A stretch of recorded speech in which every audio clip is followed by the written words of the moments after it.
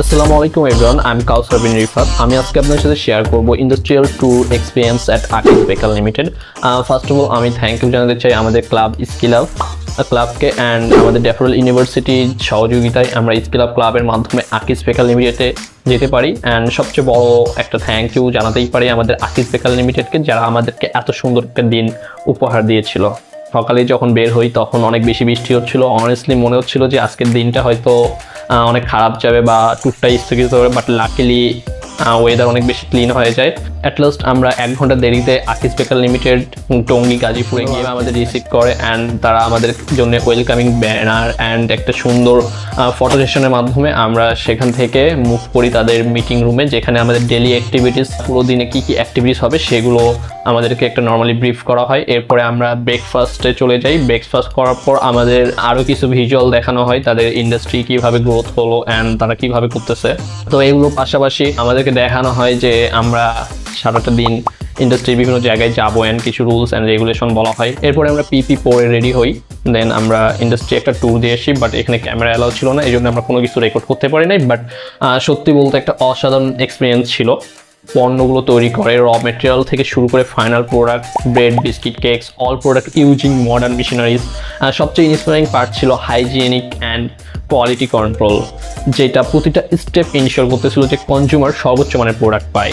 Honestly technology, automation and skill, man power, এই তিনটা জিনিস একসাথে আকিস বেকার লিমিটেডকে ইউনিক করেছে।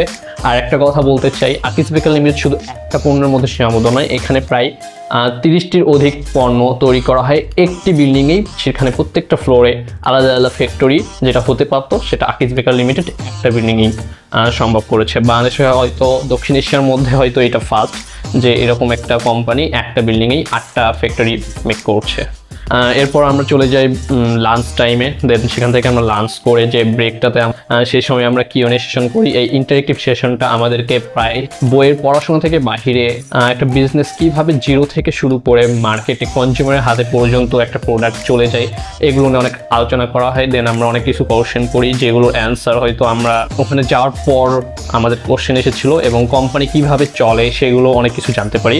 ওনারা ওনাদের একটা প্রোডাক্ট কীভাবে মার্কেটে আসে এগুলোর এক্সপিরিয়েন্সও শেয়ার করেছিল। দেন আমরা চলে যাই ফান অ্যান্ড অ্যাক্টিভিটিস। ইন্ডাস্ট্রিয়াল অ্যাক্টিভিটিসের পাশাপাশি যে ফান অ্যাক্টিভিটিস ছিল এটা সত্যি এনজয়েবল ছিল। অ্যাক্টিভিটিসগুলোর মধ্যে ছিল ভিআর, দেন গোকার্ড। এরপর আমরা রুফটপে চলে যাই, যেখানে আমরা বিকেলের একটু ওয়েদারটা এনজয় করি অ্যান্ড সানসেট দেখি। তারপর ওখান থেকে আমরা প্রায় 6:10 বা 15 দিকে চলে আসি, এবং আসার আগে ওনারা আমাদেরকে একটু গিফট পার্সেল দেয়। যে প্রোডাক্টগুলো আমরা ওখানে টেস্ট করেছি ওগুলোর বাহিরে যেগুলো টেস্ট করা হয় নাই অ্যান্ড অনেক সুন্দর সুন্দর প্রোডাক্টগুলো ছিল আমাদেরকে গিফট হিসাবে দেওয়া হয়। অ্যান্ড আপনারাও যদি আপনাদের ইউনিভার্সিটি বা রিয়েল লাইফ এক্সপিরিয়েন্সের মতো কোনো ট্যুর পেয়ে থাকেন অবশ্যই সেগুলোতে অংশগ্রহণ করবেন, কারণ এগুলোতে শুধু আমরা আমাদের টাইমটা দিতেছি না, আমরা যে দিনটা এখানে দিয়েছিলাম এখানে আমরা প্রায় অনেক কিছু জানতে পেরেছি যেগুলো আমরা আমাদের একাডেমিক বইয়ের পাশাপাশি এগুলো গ্রহণ করতে হইলেও বাট এটা একটা সম্ভব। আপনার নেটওয়ার্কিং হবে, দেন আপনার একটা কমফোর্ট জোন থেকে বাইরে হয়ে আপনি নতুন কিছু দেখার এক্সপিরিয়েন্স গ্রহণ করতে পারবেন। ওভারঅল বলতে চাই, this was more than just a industrial tour, it was a complete journey of learning, bonding and fun. আশা করি ব্লগটা ইনফরমেটিভ অ্যান্ড ইন্সপায়ারিং ছিল।